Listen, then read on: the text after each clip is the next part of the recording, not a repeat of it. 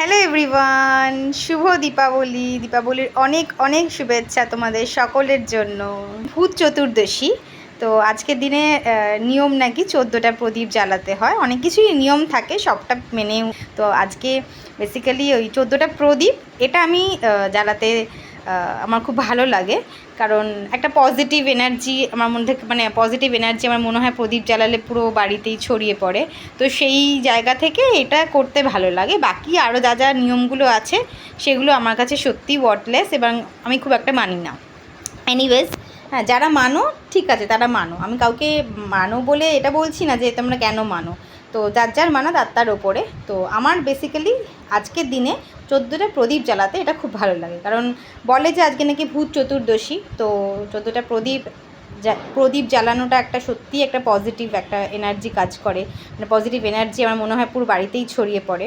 তো এটা আমার মনে হয় জ্বালিয়ে নিজেকে বেশ মানে ভালো লাগে, নিজের বেশ ভালো লাগে। তো যাই হোক, তো আজকে কিন্তু দুপুর থেকে চলছে পুরো মানে তাড়াহুড়ো সব কিছু, কারণ আজকে ফার্স্টে গেছিলাম নার্সারি। তো আমার খুব পছন্দের একটা জায়গা।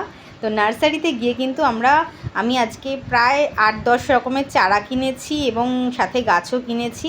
তো এটা তো প্রথম ভালো লাগা। আর সেকেন্ডলি হচ্ছে যেটা গেছিলাম সেটা হচ্ছে বাজি বাজার। মানে আমাদের বেহালা অঞ্চলে সবাই জানো বাজি বাজার বসে চৌরাস্তাতে। তো সেখানে গেছিলাম, সেখান থেকে প্রচুর বাজি কিনেছি, প্রচুর নয়, কিছু কিছু কিনেছি আর কি।